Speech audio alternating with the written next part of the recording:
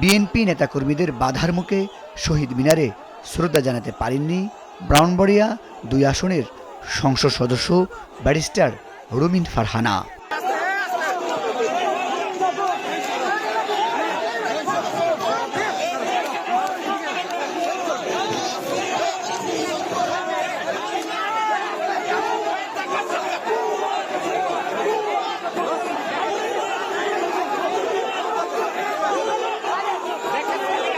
উত্তেজিত নেতাকর্মীরা ছিঁড়ে ফেলেছেন রুমিন ফারহানার পুষ্পস্তবক।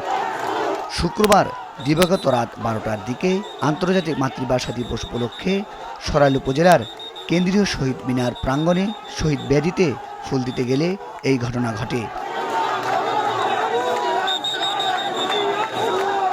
এই ঘটনায় উত্তেজনা ছড়িয়ে পড়লে কর্মী সমর্থক ও পুলিশ পাহারায় শহীদ মিনার এলাকা ত্যাগ করেন রুমিন ফারহানা।